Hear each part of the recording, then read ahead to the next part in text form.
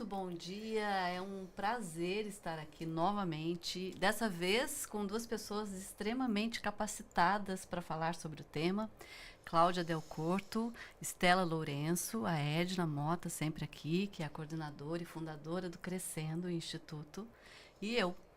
Nós vamos falar sobre a saúde mental nas escolas. Olha que tema mais importante. Quando um aluno, uma criança, um adolescente chega na escola, ele não chega sozinho. Ele chega com o seu coração, não só com o seu cérebro para aprender, né? E chega com a sua história também. E a disposição dele para a aprendizagem está absolutamente relacionada à vida emocional, né? E como é que educadores podem ser conscientes emocionalmente? Essa é a grande questão. Vamos falar um pouquinho disso. Eu queria passar a palavra para você, Cláudia, que tem aí, eu queria que você se apresentasse melhor e queria também que você falasse do seu livro com a Estela. Que coisa legal, hein, sobre o assunto. Olá, muito obrigada, né? Uma alegria estar aqui, né? Podendo partilhar um pouquinho desse percurso e contribuir com esse tema, né? Que para nós, né, é muito caro. Eu tenho, né, uma formação que se inicia na pedagogia e vou para a psicopedagogia e me aprofundo em psicanálise para poder, né, lidar com essas questões. Então, minha formação, ela trilha esse caminho. E o livro, né, que é uma articulação entre saúde mental e educação, foi, né, uma criação conjunta aí, né, de organização com a Estela Lourenço, que é uma psicóloga aqui também da nossa cidade, né, do Vale do Paraíba, São José dos Campos. E temos aí, né, esse intento de colocar no mundo, né, possibilidades para pensar, né, a educação, a saúde mental,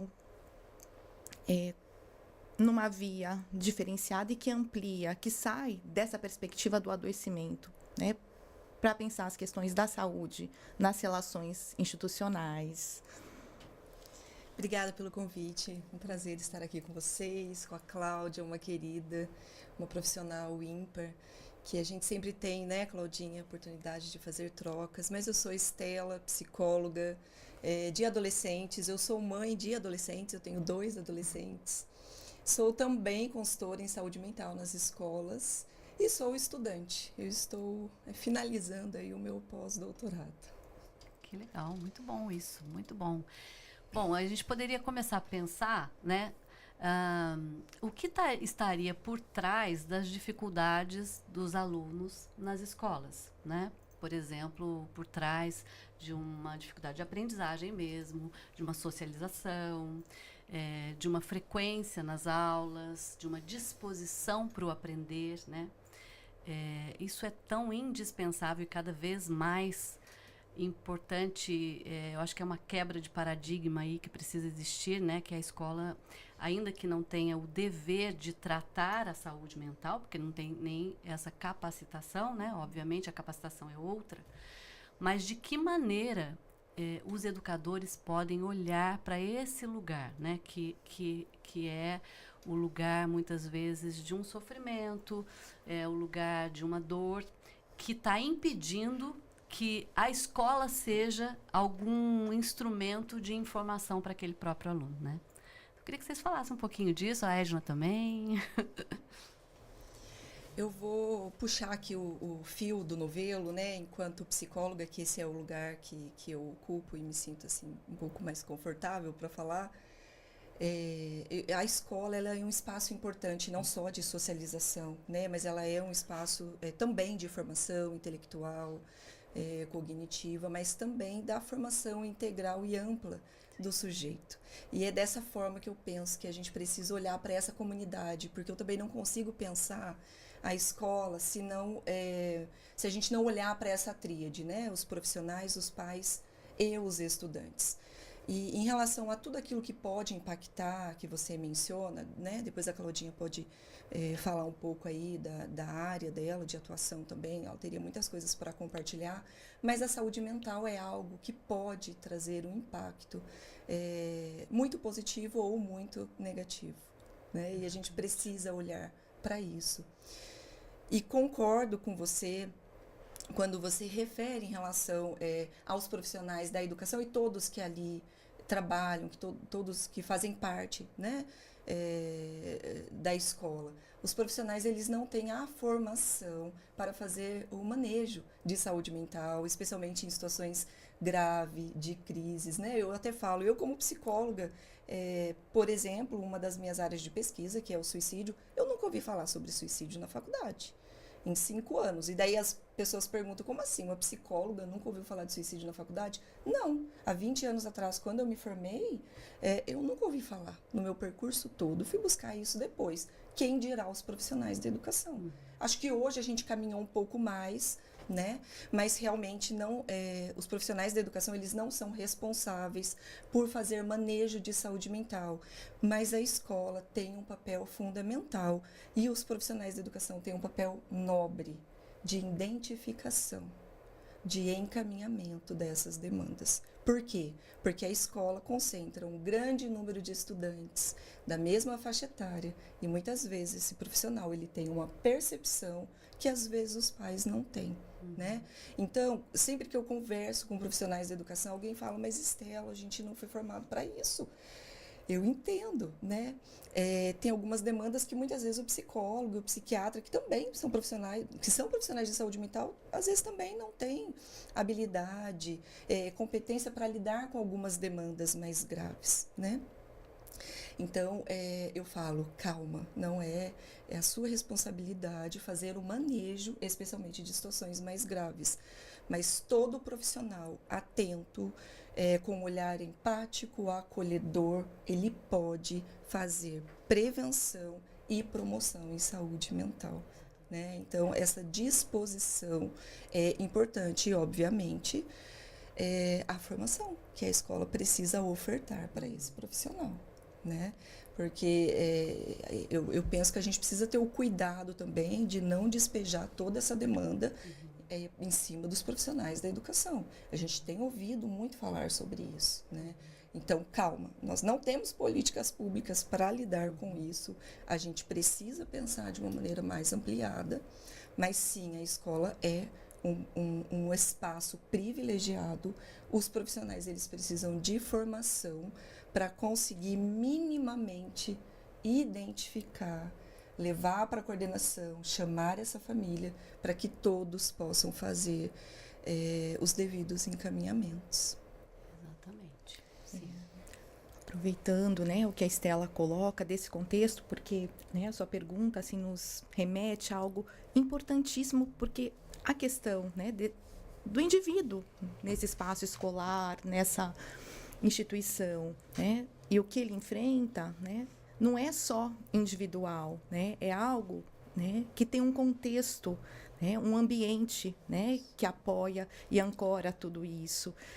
E quando a gente olha para o ambiente, né, e a gente olha na necessidade da formação, e acho importantíssimo a gente pensar, né, que essa formação não pode ser, né, de fora, ela tem que ser de dentro e olhar para os espaços e tempos dessa escola, porque quando a gente fala que o professor não tem tempo de formação, a escola está com uma sobrecarga. Eu tenho feito, né, minha pesquisa nas instituições e a demanda da sociedade, né, vem em sobrecarga para os professores, para dar conta. Então, assim, desse cidadão do século XXI, que nem, né, a gente consegue responder, a gente não dá conta de responder. Que cidadão, as incertezas se apresentam, só que isso está sobre a escola e numa sobrecarga. Então, eu acho que, assim, quando a gente vai se debruçar sobre essas questões, a gente poder pensar nesse indivíduo, né, em contexto e nos tempos. Então, eu vou me havendo com a necessidade também da gente frear, né, parar e olhar o que a gente tem feito.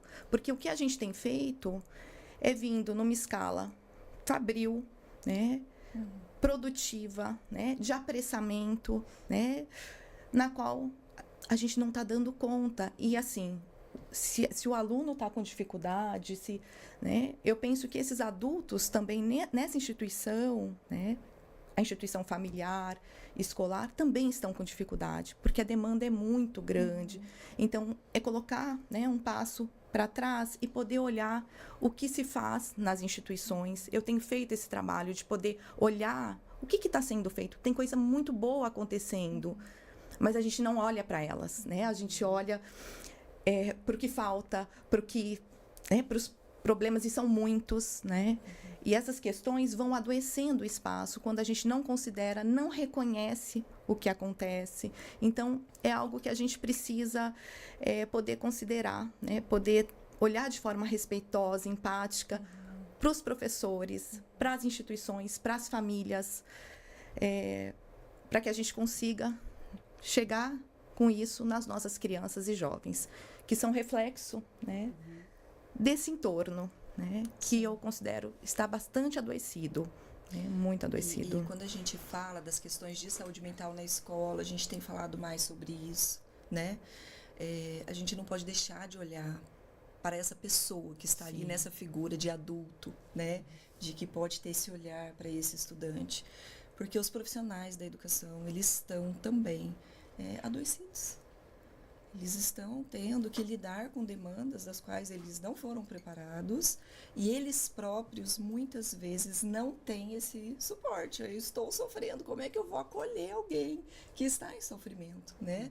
Então, pensar as questões de saúde mental no contexto da escola, no ambiente escolar, a gente precisa voltar um pouquinho e cuidar também desse profissional. A gente tem a pandemia, né? Um exemplo aí que trouxe um sofrimento, exacerbou questões de adolescentes e de profissionais adultos que já estavam vulneráveis, em sofrimento. Então, a gente falou muito sobre os estudantes, sobre os adolescentes, mas a gente não falou tanto dos profissionais, né?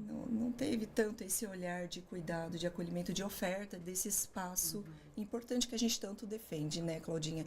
É importante que a escola ela oferte esse espaço de escuta, de acolhimento, de cuidado para os estudantes. Mas muitas vezes os profissionais, eles são deixados de fora desses espaços e eles também estão gritando, eles também estão pedindo ajuda. E aí eu fico pensando como sensibilizá-los, né?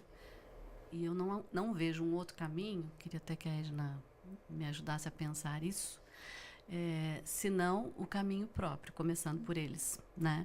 Porque se existe essa falta de sensibilidade, de percepção, de atenção, né?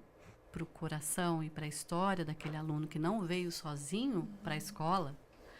E aí, Edna, eu queria que você me ajudasse a pensar como que poderia ser feito um trabalho, né?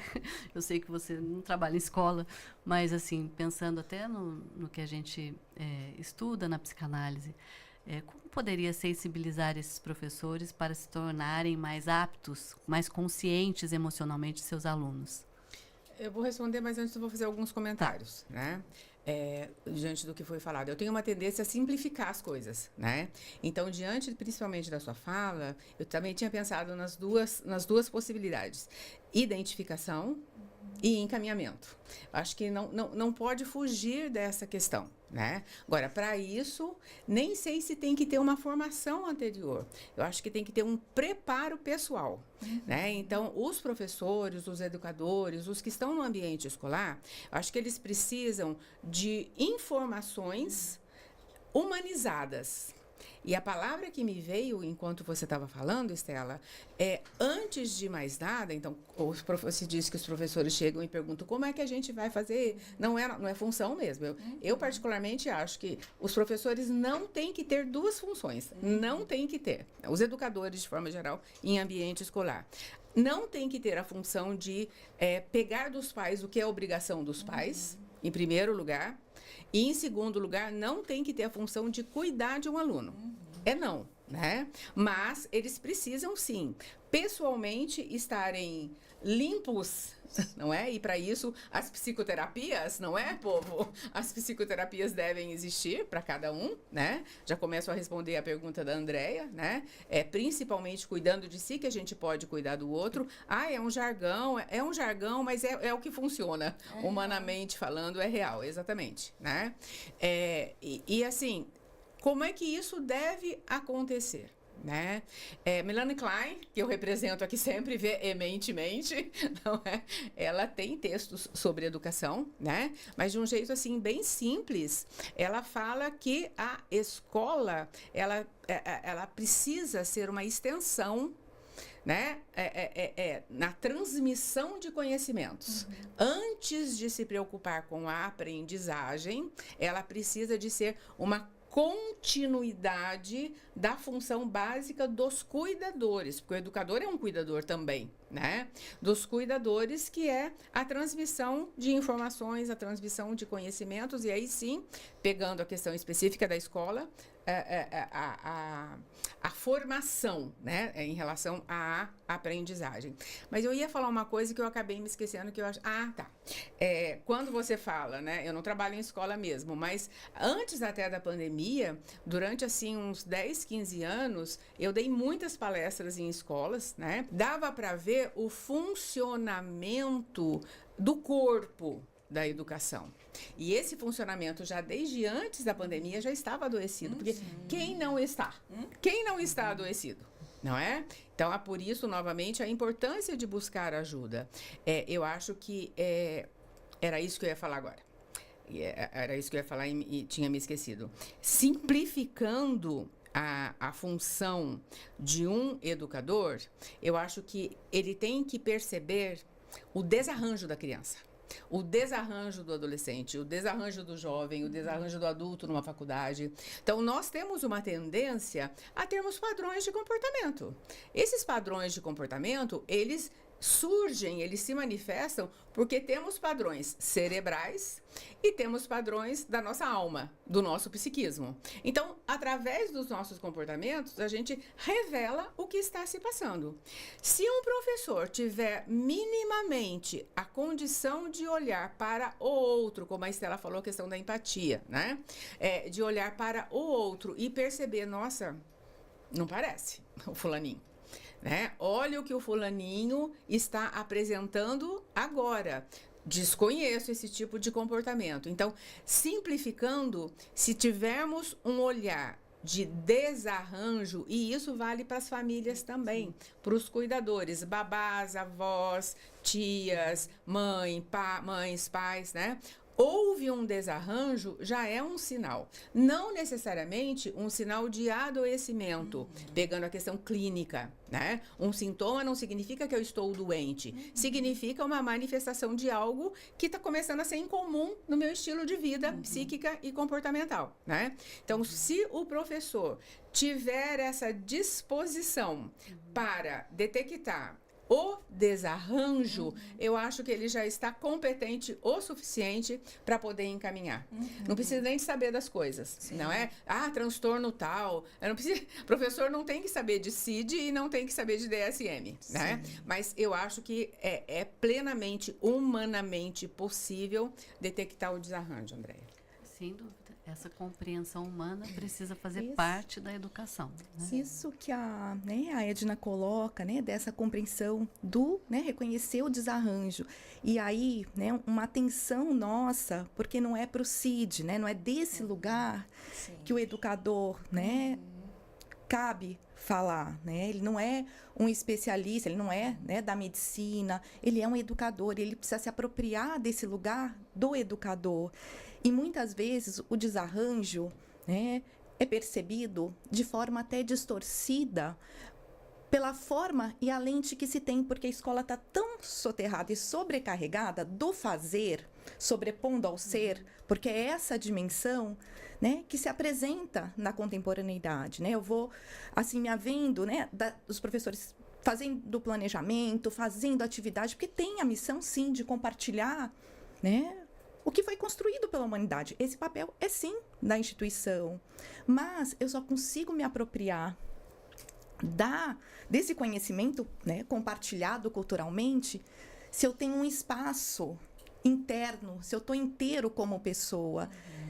E quando a gente sobrepõe, né, o fazer sobre o ser, ou seja, colocar na casa, eu costumo brincar de dizer, né, que a gente às vezes, para construir uma casa, a gente faz, né, o alicerce, coloca as paredes e o telhado. A gente tem colocado o telhado, querer, né, colocar um telhado antes de ter ali a parede, antes de ter o alicerce.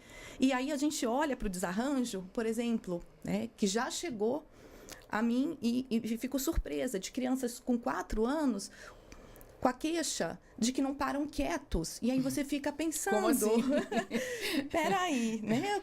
Porque isso é visto como um desarranjo, só que assim, isso é uma distorção, né? Na percepção, no sentido... Tem uma criança de 4 anos ali, né? Em movimento, em vida. Então, esse lugar, né? Eu acho que a gente precisa ter espaços.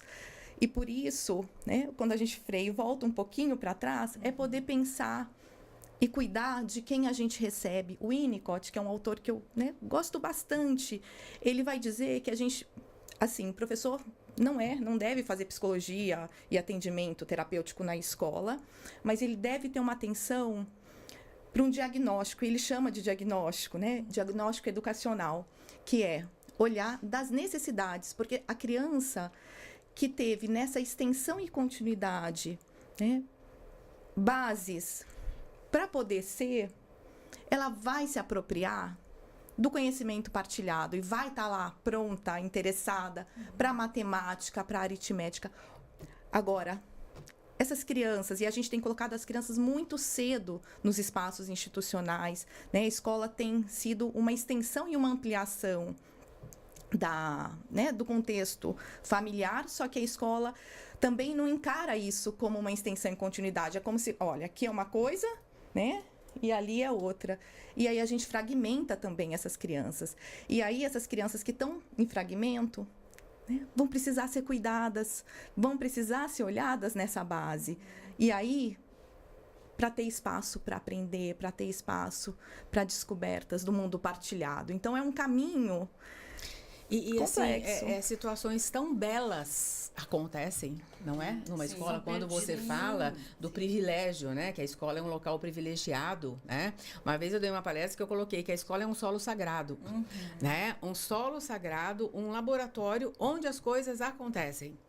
Não é? E Melanie Klein coloca duas condições assim que são condições imprescindíveis para a detecção da saúde mental das crianças, em especial, mas das pessoas de forma geral, não importando a idade, né? Que é a questão da simbolização e da criatividade. A escola é um local onde isso nasce, surge e tem que acontecer. Sim. Não é? E se perde isto, a insanidade começa a existir. Né? Tem um provérbio africano que eu gosto muito que fala que é preciso uma aldeia toda para educar uma criança, né? E é desse lugar que eu falo. Então, quando algum profissional da educação, eu falo educação, né? Isso pode ser em qualquer contexto, porque é o tema aqui, né? Que a gente está refletindo. Mas quando um profissional da educação fala isso não é comigo, manda para a psicóloga, isso não é comigo, manda para o psiquiatra. É isso que a gente precisa quebrar, né? A escola, ela não precisa ter formação em CID, em transtorno, nada disso, porque não é desse lugar que eu falo. Eu falo de um lugar de humanização das nossas relações. Eu gosto muito daquele filósofo coreano, Byung-Chul Han, naquele livrinho dele que é pequenininho, mas, gente, que riqueza aquele livro, da Sociedade do Cansaço. Quando ele fala, né, que a gente está vivendo um tempo, uma era de competição. E isso está adoecendo as pessoas. Isso nos adoece, os estudantes. Né? Tudo isso que a gente está vivendo hoje, vestibular, eu preciso garantir a minha vaga. É tudo. Né? A gente vive esse sistema adoecedor de competir com o outro. Aí vem as redes sociais, as tecnologias, que são muito boas, né? Mas pode ter esse viés também adoecedor, onde o tempo todo as pessoas estão competindo umas com as outras. Então, quando eu falo desse lugar de que, né, eu começo citando esse provérbio de que é preciso uma aldeia toda para educar uma criança, um adolescente, esse papel também é nosso. é da escola, é de toda a sociedade. Né? Se a gente pegar o ECA, enquanto pessoas, enquanto cidadãos, é o nosso dever. Mesmo que a gente não conheça aquela criança, que a gente não acompanhe, é nosso dever quando a gente percebe que eles estão sendo tolhidos ali nos seus direitos, né? Então, dentro da escola, em qualquer espaço, isso também é nosso dever. Eu gosto muito de contar um exemplo que parece muito simples, mas fez toda a diferença na vida de um adolescente. A minha pesquisa de mestrado foi com adolescentes que fizeram tentativas de suicídio. Eu entrevistei adolescentes de 12 a 18 anos. E um dos adolescentes, ele conta que ele estava na escola, ele não estava bem, estava pensando uma série de questões relacionadas à morte, fazendo alguns planejamentos, e no momento que ele sai da escola, uma professora percebeu que ele não estava bem. E nesse momento essa professora abordou. Fulano, tá tudo bem? Não. E essa professora sentou e ficou ali ouvindo esse menino. E ele conta na entrevista, isso está nas narrativas, né, dos adolescentes que eu entrevistei. Ele conta que essa professora fez a diferença na vida dele, no momento em que ele estava saindo da escola, ali, decidido a tomar algumas decisões. Então, foi a escuta, o olhar cuidadoso dessa professora. Né? E é bonito que esse menino, ele falou assim, às vezes a gente só precisa de alguém que sente do nosso lado e genuinamente nos escute. Parece tão simples, mas não é, porque às vezes a gente não tem essa pessoa. Então, clinicamente a gente chama isso de disponibilidade interna. Não é? Agora, eu não preciso de ter um diploma para ser disponível internamente. Não. Eu preciso de estar em mim, com saúde e transbordar essa disponibilidade interna. Sim. Isso qualquer pessoa, até uma criança, né? Sim. Pode fazer dentro da possibilidade dela, né? E voltando um pouquinho, Estela, quando você fala sobre a questão da sociedade do cansaço e a competitividade, né? Ou que estamos num movimento de competição, acho até que nem é esse o problema. O problema é o que vem junto com a competição. A rivalidade e a disputa. Porque isto sim vai me fazer, né, construir atitudes não adequadas e criar, né, consequentemente, atitudes desarranjadas, né? Então, nós temos aí crianças de 4, 5 anos, muitas vezes, num estado já de disputa com os coleguinhas. Sim. Isso é um desarranjo. E isso qualquer professor pode perceber. Sim. E pode até acalmar esta condição da criança e ensiná-la, sim, porque a escola está na vida de qualquer ser para ensinar. Essa é a missão da escola, né? Ensinar, tá? E ensiná-la a abrir outras possibilidades comportamentais sociais. Sim. Né? É perigoso, né? Eu gosto mais de olhar, imaginar, acreditar numa sociedade da cooperação, não da competitividade, né? Então, eu me preocupo muito, né, com as escolas que fazem os rankings, as salas dos melhores alunos. Aonde que a gente vai parar se a gente continuar assim? Né? Então, eu gosto muito mais da ideia da gente promover a cooperação. Né?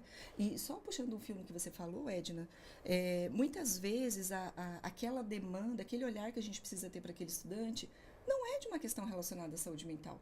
Por exemplo, esses dias uma pessoa de uma escola me ligou para pedir ajuda por conta de uma situação de um estudante enlutado. Esse estudante, ele perdeu, teve uma perda por morte de uma pessoa muito importante na vida dele. E assim, os profissionais, Estela, o que a gente faz? Às vezes ele quer sair da sala para chorar, às vezes ele precisa de um tempo maior para a prova. A gente pode fazer isso, a gente deve, porque a gente não está sabendo muito como lidar. Então, são questões do nosso dia a dia, da nossa vida, da nossa humanidade, né? Nem sempre é uma questão relacionada a um transtorno mental. Aliás, eu gosto muito de ampliar o olhar, né?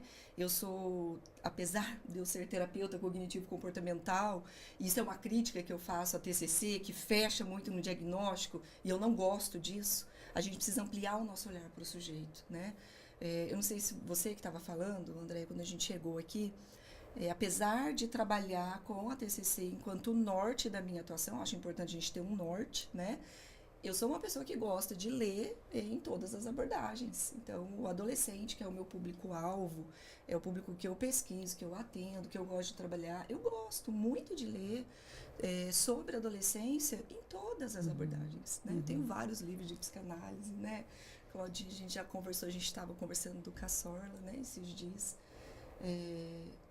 Que publicou um livro maravilhoso sobre psicanálise e adolescência. Infelizmente, Cassorla faleceu recentemente, mas assim, uma pessoa que deixa um grande legado para nós. E eu amei esse livro dele, né? Gestalt, numa perspectiva filosófica, da literatura também, que eu gosto, né? Acho que a literatura traz aí uma percepção do sujeito que muitas vezes a gente não encontra em nenhum livro de psicologia, né?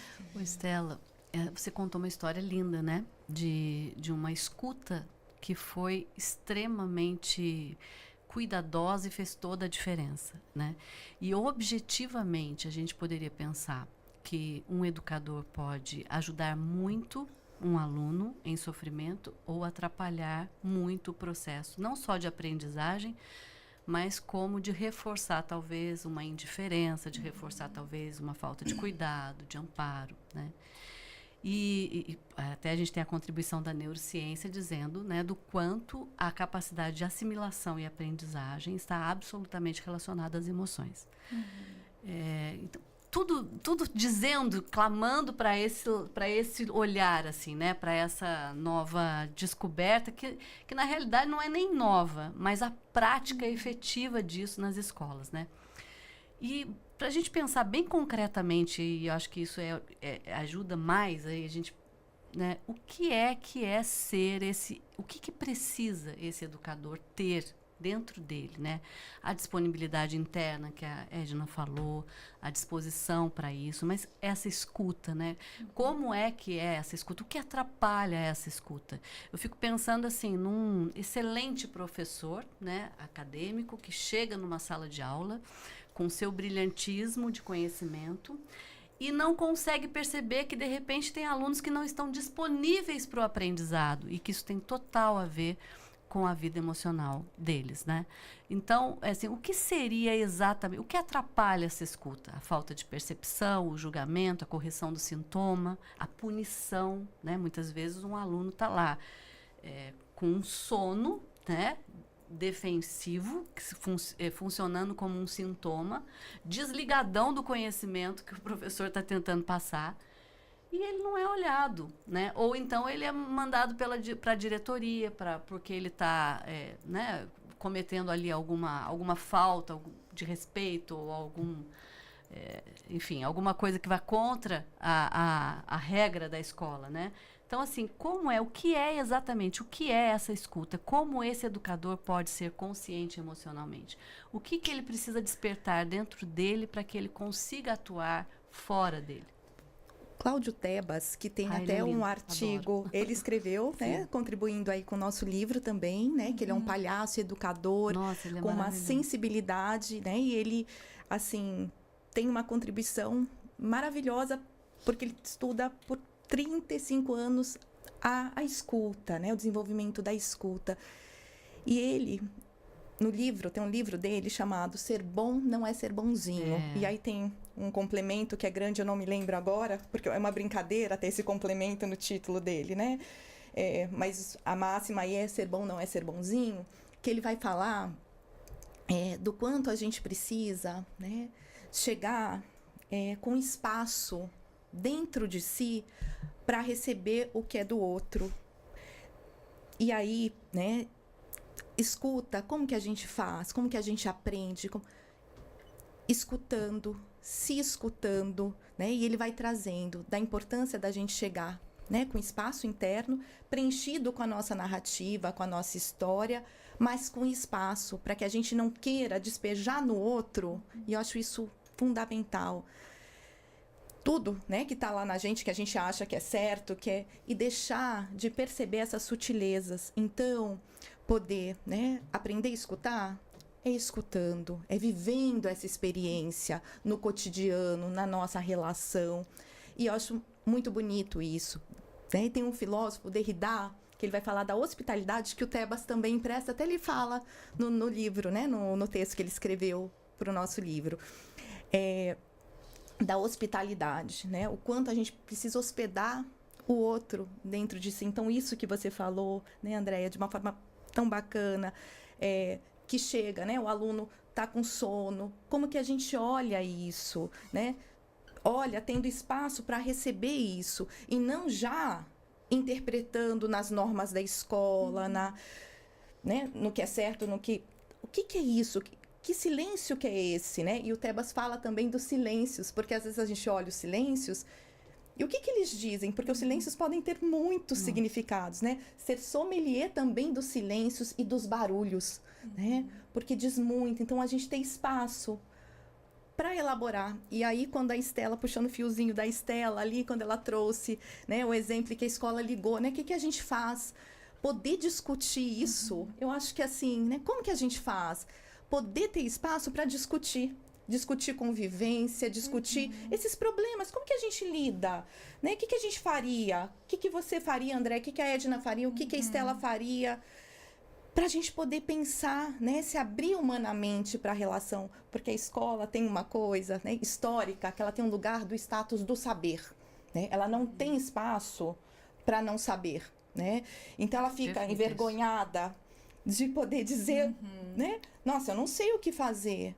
É no não saber que a gente caminha na busca. Se a gente sabe tudo e tem todas as respostas, né, tem alguma coisa errada, está preenchido já, não tem nem espaço. Então, acho que assim, a grande sacada seria essa, né? Acho que de abrir espaços para os não saberes, para essas inquietações. Eu acho que a escuta é, sobretudo, um esvaziar-se da própria referência, porque senão você não escuta, né? Se você vai ouvir já, né, com as normas, as regras da escola, independentemente das circunstâncias, ou se você vai ouvir com aquilo que você moralmente acha correto, que aquilo é indevido, com as próprias verdades, você não escuta, né? A escuta é exatamente isso, é um espaço aberto, né? Tem uma história, eu não consigo me lembrar onde é que eu li isso, porque eu já li isso há muito tempo e nunca mais eu me esqueci, eu achei fantástico isso. É uma história de um adolescente que não conseguia aprender genética. Ele ficou reprovado e ele ficou de recuperação, depois não conseguiu e aí ele acabou reprovando mesmo o ano por conta disso. E aí, essa escola que abrigava esse aluno, ele... teve a sacada de tentar investigar o que acontecia. Eu não me lembro exatamente a escola, mas eu acho importante colocar a moral da história. Descobrindo que esse aluno ele era adotivo, né? E que essa adoção nunca foi tratada, né?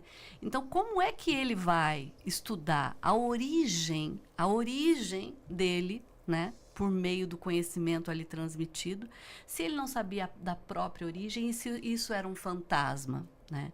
Olha que interessante, olha que rico, a Edna falou, né, das riquezas que a escola tem nas mãos, que muitas vezes nem as famílias têm no cotidiano maluco dos pais, porque ali brota a espontaneidade da criança, né, a expressão ou a não expressão também dizendo, gritando muito. Então, eu fico pensando assim, né, isso só reforçando ainda mais essa possibilidade da escola ser esse lugar, né? Você está falando do Winnicott e eu acho muito bonito quando ele diz que as escolas para os bebês, para as crianças, elas precisam ser maternas, né? Ele está falando de uma função de cuidado, que é uma continuação daquilo que a criança deveria estar tendo na casa dela, né?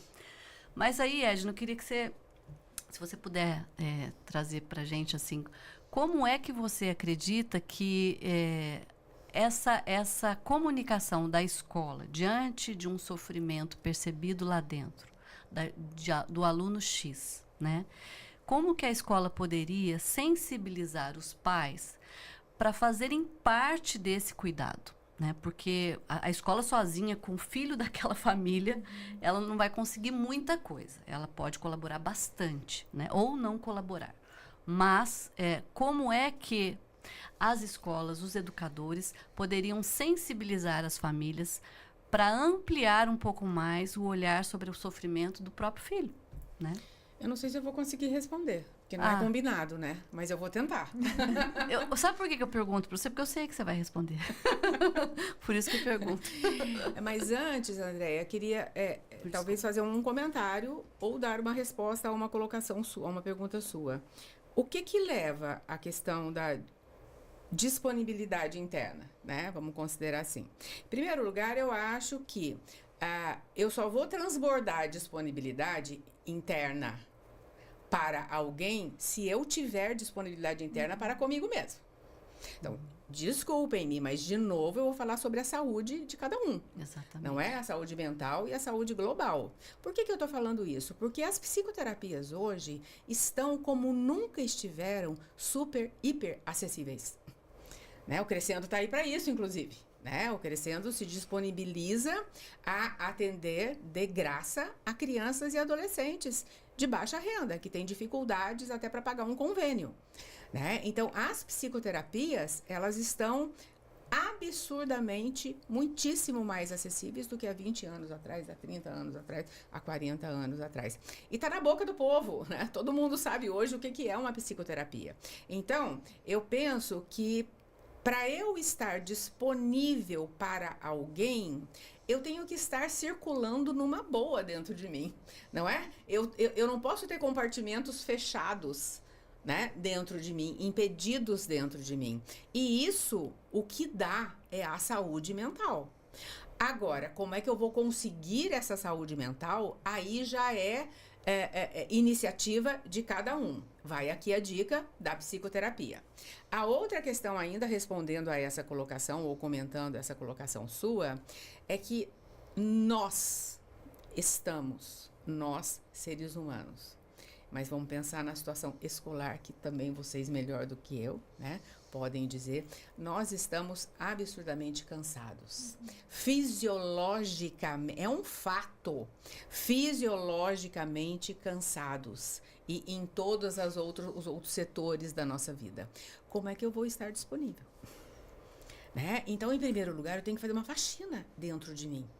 Para eu estar disponível, para estar aqui, né, eu tenho que estar bem ontem, antes de ontem, desde a hora que o podcast foi marcado, e já estar me preparando para me dedicar a este momento. Então, cansaço, acúmulo de atividades dos professores, dos educadores, dos cuidadores no ambiente escolar. Acho que isso tudo tende a prejudicar a disponibilidade interna deste professor para olhar para o aluno e identificar, nossa, o aluno passou por um luto, está chorando toda hora, o que a gente faz? Isso é uma demanda maravilhosa, né? Que a escola faz para profissionais competentes. Quer falar alguma coisa? Não, estou prestando atenção, tô concordando. Eu achei que você tivesse feito um sinalzinho para complementar. Não, eu tô concordando, né? Depois posso até complementar, porque sua fala me fez pensar muitas coisas. E, que bom. Né? Que bom. Mas eu tava assim. Então tá bom. E agora sim, respondendo a última pergunta da Andréia, que eu não sei se eu vou conseguir, né? Porque assim, o meu olhar é clínico. Não é? Eu não tenho experiência alguma com questão da escola. Mas como clínico, eu vejo o ser humano. Né? Então, pensando que o educador é um ser humano, eu gosto muito na vida, Andréia, do discurso do humano.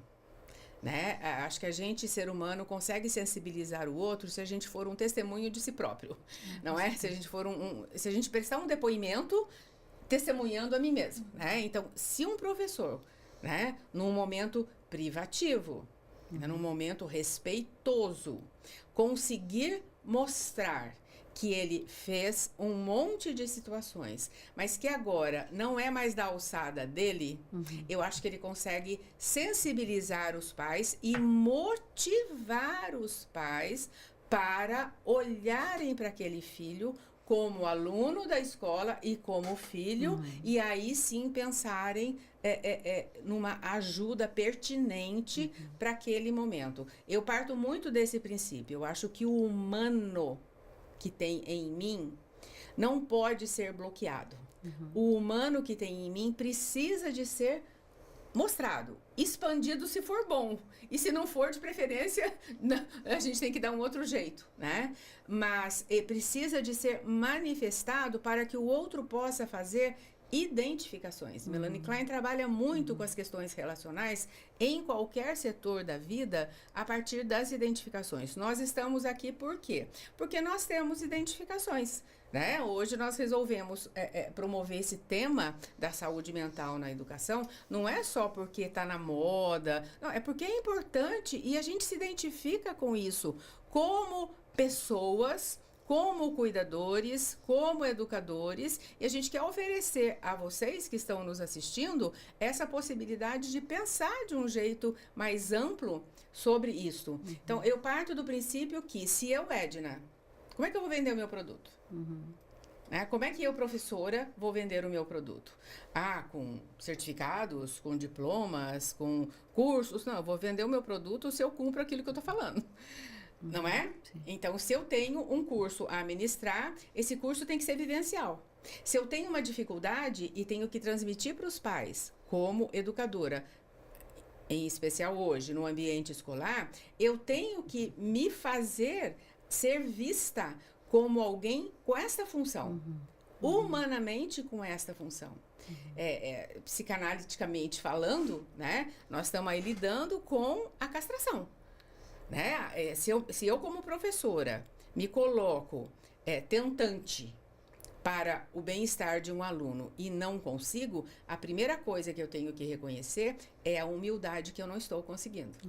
Porque a escola tem que ter um acesso e uma competência para cuidar. Mas a escola também tem que ter consciência do seu limite. Sim. Né? Então, a partir dessa frustração que eu, como educadora, vivo, aí sim eu vou poder acionar esses pais para uma aliança com a escola, para uma aliança comigo e, claro, vislumbrando a entrada de profissionais competentes em outros setores. Não sei se eu respondi, mas é o que veio para mim agora. Eu fiquei pensando tanto, assim, né, no que a Edna foi trazendo, né, conforme até acho que eu fui, né, manifestando isso, porque, assim, de fato, né, lidar, reconhecer as nossas impossibilidades daquele momento, né, poder buscar parcerias. E aí lembrei, né, do que a Estela até começou falando do filósofo coreano, o Byung-Chul Han, da Sociedade do Cansaço, que ele vai dizer, o que nos cansa? Ter que performar o tempo todo, ter que ter resposta o tempo todo, né? E isso... Produzir, né? É algo, Estela, né? O tempo todo ter que responder, né? Dá.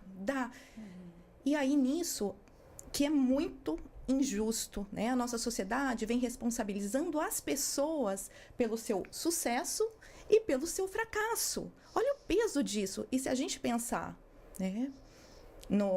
Nessa filosofia africana que você trouxe, né, de que assim não se educa, né, ninguém sozinho, né, mas numa aldeia, numa comunidade, essa, né, que eu fui me mobilizando quando você falava, Edna, nessa questão, né, do quanto a gente não precisa ficar sozinho, né, e a gente não é responsável, nós todos somos responsáveis pela saúde ali, né, das pessoas. Se a gente não se cuida e não cuida uns dos outros, né, isso vai ser um complicador, né?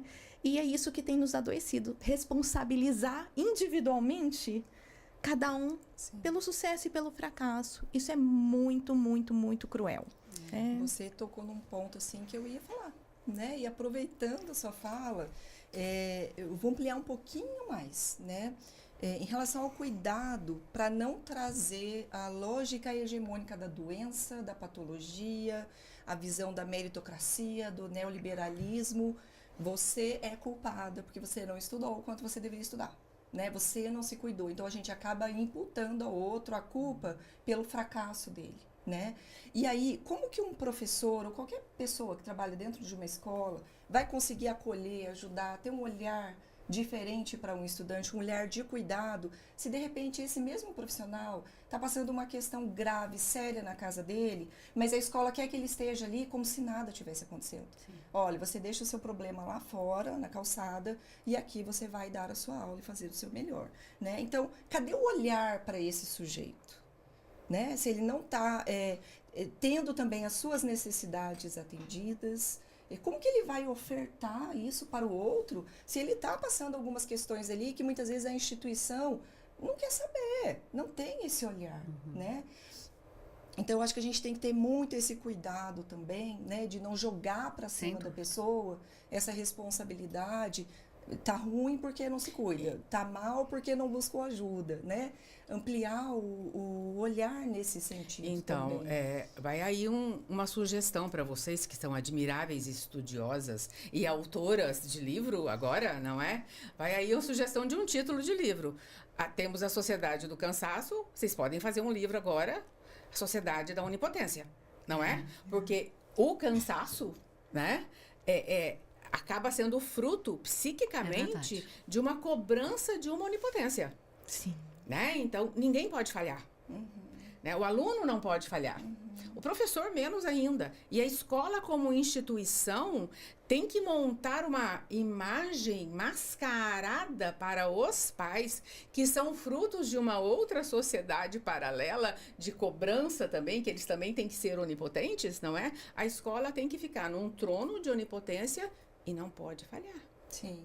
Né? Então, eu acho que clinicamente, isso que vocês duas falaram agora, pode ser traduzido por uma questão de a imputação da onipotência em nós seres humanos. Sim. O que a psicanálise, a TCC, enfim, né, qualquer teoria, não técnica, mas qualquer teoria psicológica, a filosofia, a antropologia, somos crias de alguém e vamos criar algos. Sim. Ou alguéms, não é? E precisamos sempre de estarmos ligados, relacionados mutuamente, não é? Então, onipotente ninguém é. E isso cansa. Né? Quando a gente tem uma tendência a permanecer num lugar de onipotência, isso dá uma exaustão. Sim. Né? E imagina se a gente conseguisse, né, ter esse olhar, como a Cláudia disse, de uns cuidar dos outros, esse olhar de cooperação, da humanização das relações mesmo. Aldeia, né? A aldeia. Eu lembrei de uma situação, lembra o ano passado, em maio, quando a gente teve aquelas situações dos ataques, dos massacres nas escolas? Eu fui convocada por algumas escolas, né, para auxiliar nesse sentido, para ter conversas com os pais. Por quê? Porque essa situação foi, assim, muito difícil para os profissionais da educação. Porque os pais, muitos pais, chegavam nas escolas dos seus filhos com os 2 pés no peito do profissional da escola. O que vocês estão fazendo para garantir a segurança dos nossos filhos? Né? Um alvoroço. Às vezes é aquele pai que muitas vezes não vai numa reunião, não está ali, não está participando, mas nessa situação foi lá para a escola. E eu me lembro que numa das reuniões que eu participei, para ter essa conversa com os pais, eu falei, se a gente não olhar para a escola como uma comunidade, que nós fazemos parte, nós somos a escola, a gente vai ficar aqui brigando. Então, assim, qual é o nosso papel? Porque eu comecei a receber vários adolescentes no consultório falando dessa situação. Nossa, minha mãe tá tão ansiosa, nossa, minha mãe tá tão nervosa que eu tô ficando mais ansioso ainda. Então, assim, os pais, eles se perderam ali naquela situação. Claro, foi uma situação grave que nos preocupou, né? Como eu comecei me apresentando, eu sou mãe, tenho 2 adolescentes que estavam frequentando a escola. Naquele momento eles foram, meus filhos não quiseram faltar na escola nessa semana. Mas assim, eu trouxe os pais para essa reflexão. Nós somos a escola, nós fazemos parte disso. Então, assim, o fato de eu pagar uma mensalidade, pagar uma escola para o meu filho, não me dá o direito de ir lá colocar o dedo na cara de todo mundo e cobrar, né? Então, até respondendo um pouco do que você pergunta, André, né, o que a escola pode fazer, como eu vejo a escola como uma comunidade para trazer os pais para essa participação, para esse apoio, para essa cooperação, abrir as portas para esses pais, sabe? E fazer rodas de conversa, e fazer diálogos, e estar disponíveis para ouvir esses pais. Porque se não for assim, né, se a escola ela ficar naquele espaço fechado, limitado, a gente que vai ditar as regras, a gente não vai se tornar uma comunidade onde a gente tem ali o acesso para refletir, para poder contribuir. Nossa, né? Estela, eu acho isso curador, assim, acho isso muitíssimo importante, né? E aí, assim como a gente está pensando como que a escola poderia abrir para os pais que são cuidadores, como a escola poderia cuidar de seus cuidadores, nessa mesma medida, do ponto de vista emocional, né? E é muito, acho, cruel a gente começar a pensar essa... Vamos dizer assim, como é que eu poderia dizer? Deficiência é ruim, né? Pesado, mas é uma deficiência da escola quando ela exclui o emocional, ela exclui o sentimento, né? Mas isso não é responsabilidade só do educador, de forma nenhuma. Então, a gente precisa entender também que, de repente, o meu aluno enlutado está me mostrando um luto interno que eu não elaborei. E ai, que medo de ouvi-lo, né? Ai, que medo de ouvi-lo, porque o que eu vou fazer com essa escuta? Como é que eu vou ajudá-lo? Eu não quero entrar em contato com o meu luto, né? Bom, tá tudo muito bom, Que tá pena, tudo muito bem. Que pena, tá tudo muito bom, mas que pena que eu já sei que tá na hora. Tá na hora, infelizmente tá na hora, né? Eu queria super agradecer, né, a presença sempre aqui da Edna, a possibilidade de nos permitir fazer esse bate-papo gostoso. A Edna, que é coordenadora e fundadora do Crescendo. Você quer dizer alguma coisa a respeito, sempre. por favor? Falar do Crescendo sempre, né? Então, estamos aqui representando o Crescendo novamente, através do nosso podcast. E a gente também intenciona, tem outras intenções benéficas, informações, conhecimento. Né? A gente também intenciona, através desse podcast, angariar voluntários. Né? Então, o Crescendo existe porque vocês voluntários existirão no Crescendo ou já existem no Crescendo, né? Cláudia, inclusive, foi voluntária do Crescendo durante muito tempo, né? Contribuiu belamente, né? Bela e docemente, não é, Cláudia? Com a função profissional dela, né? Então, o Crescendo precisa de voluntários. Nós atendemos de graça, como eu disse agora há pouco, a crianças e adolescentes de baixa renda que não têm condições de pagar um tratamento terapêutico. Terapêutico nas seguintes áreas: na área da psicoterapia, na área da psicopedagogia, na área da fonoaudiologia, na área da psiquiatria e na área da terapia ocupacional. Estamos precisando, sempre precisamos, estamos precisando muito de novos voluntários. Né? O Crescendo é um ambiente extremamente humano, ético, técnico e de informação teórica também. O Crescendo oferece cursos com certificação, tá? São cursos de extensão profissional e não de formação. E é um lugar muito bom para a gente exercer a nossa humanidade através da nossa profissão. Então, todos estão convidados a serem novos voluntários do Crescendo. Tá? E eu queria que essa fala da Edna fosse um chamado, de fato, porque é tão importante que a nossa vida não esteja só voltada para os nossos interesses, né? Para os nossos. E poder fazer alguma coisa que não está na nossa esfera de interesse pessoal, eu acho que é por isso que a gente está aqui, né? Não tem outro motivo senão esse. Então, gostaria de agradecer você, Cláudia. Muito obrigada pela sua presença, pela sua contribuição. Muito obrigada, Estela, pela sua presença, pela contribuição. E nós ficamos por aqui pedindo para você compartilhar, expandir, tentar passar para um número maior de pessoas que possam se interessar e ser útil o nosso trabalho que a gente faz com muito amor. Bye, bye.